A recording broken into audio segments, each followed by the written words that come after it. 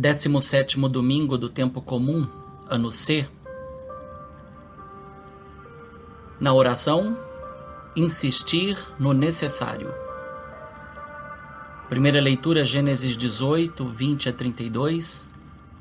Salmo 137. Segunda leitura, Colossenses 2, 12 a 14. Evangelho, Lucas 11, 1 a 13. Nota-se claramente que o pedido do discípulo foi atendido, concretizando o ensinamento do Senhor sobre a oração que deve ser insistente pelo que é necessário, pois quem pede, recebe. Estamos diante da versão de Lucas sobre a oração do Pai Nosso. Apenas Mateus e Lucas testemunham, cada um a seu modo, que Jesus ensinou aos discípulos essa oração. Mateus a localizou dentro do contexto do Sermão da Montanha e com 7 petições, Mateus 6, 7 a 15, ao passo que Lucas a situa durante o caminho para Jerusalém com 5 petições e dentro de um contexto particular. Jesus estava rezando num certo lugar. 2 elementos são evidenciados. Primeiro, Jesus estava rezando. Para além da piedade judaica, marcada por contínuas orações, essa ação de Jesus indica a grande e inigualável intimidade do Filho com o Pai. Segundo, num certo lugar.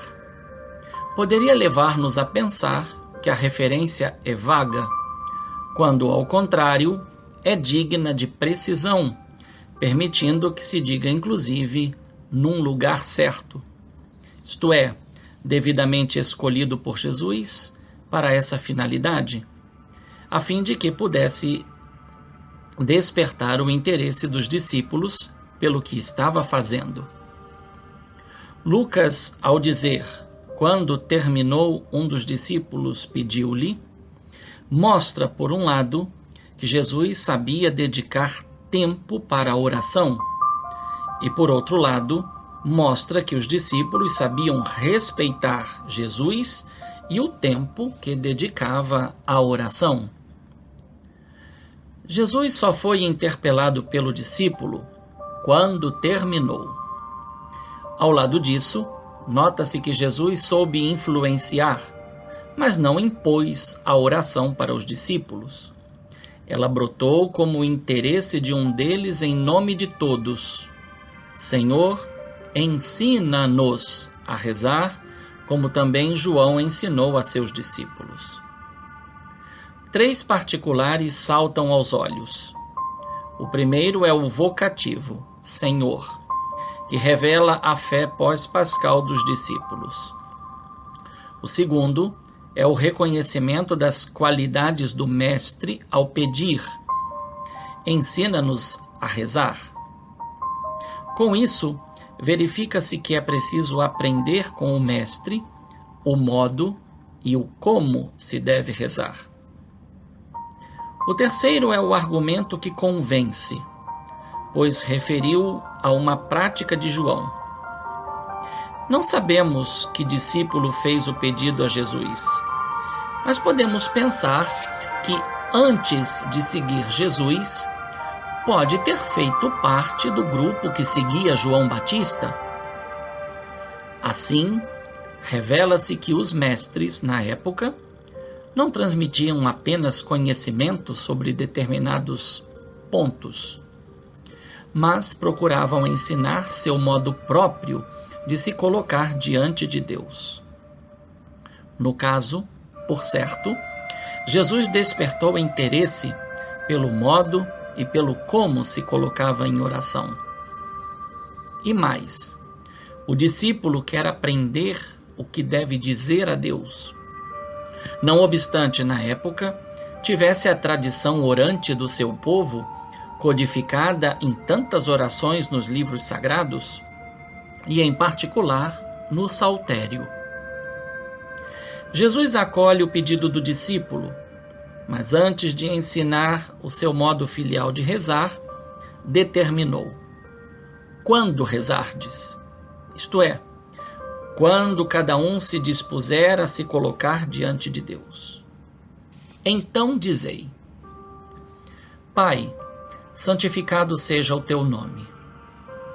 Chamar a Deus de Pai não era uma novidade, mas esta acontece na certeza e na condição de quem evoca Deus, admitindo uma relação filial.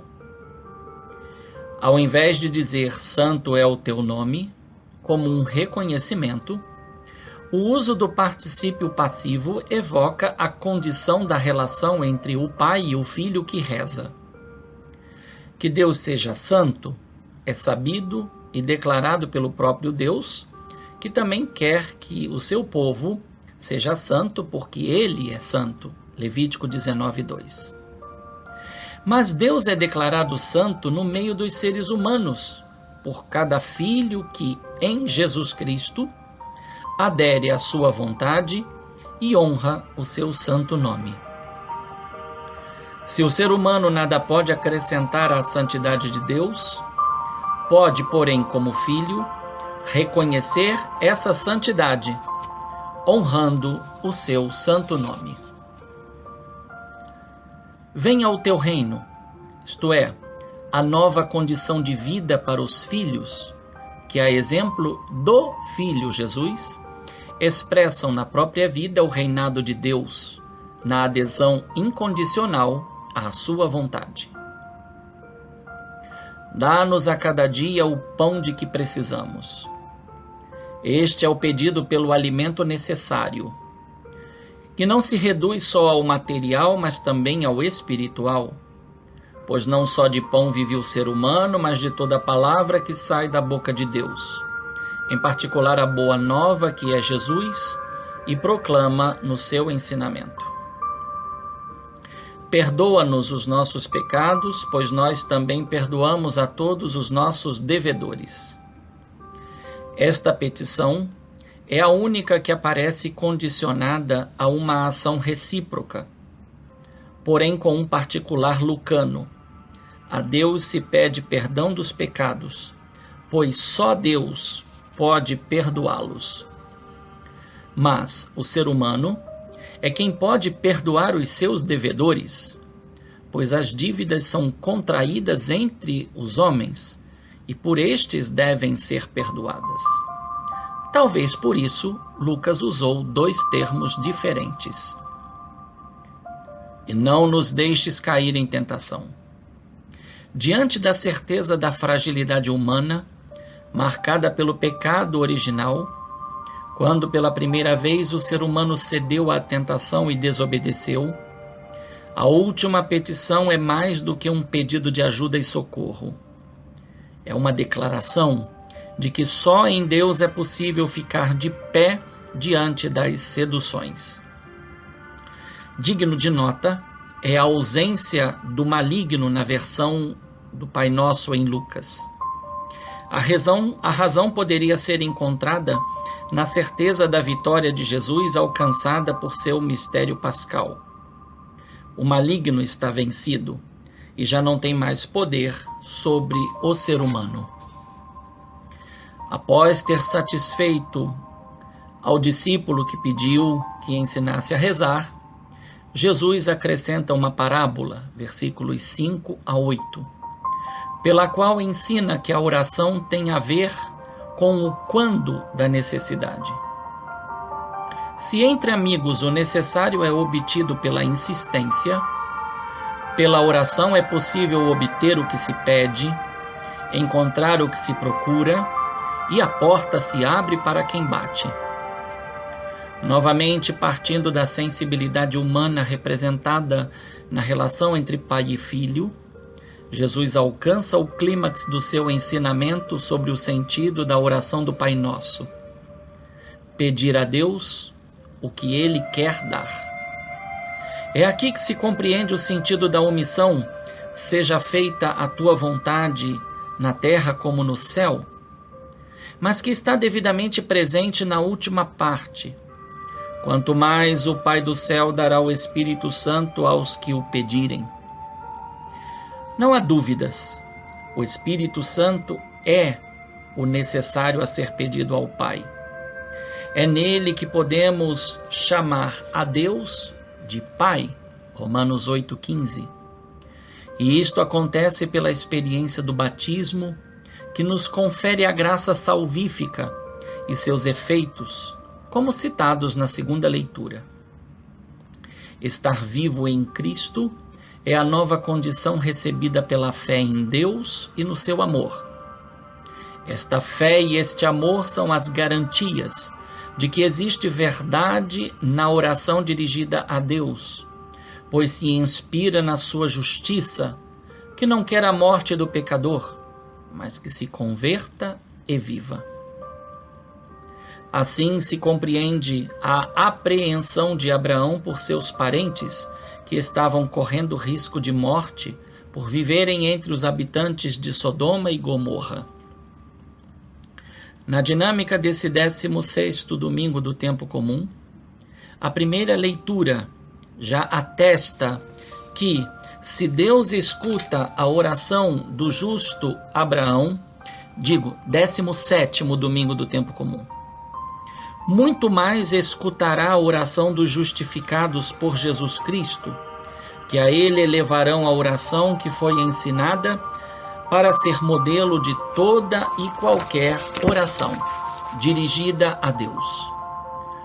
O que Abraão chamou de atrevimento por, entre aspas, barganhar com Deus, passamos a chamar de justa confiança, pois graças ao Filho, que é Senhor e Mestre, aprendemos a pedir o único necessário, o Espírito Santo. Neste domingo, busquemos intensificar a reflexão sobre a essência e a natureza da oração que o Senhor ensinou. Ela nos traz conhecimento de Deus, é Pai, e nos impele ao comportamento condizente de filhos e filhas, a exemplo de Jesus Cristo, o Filho unigênito do Pai. Que o Espírito Santo nos ajude a perceber a íntima relação entre o Pai Nosso e a Eucaristia.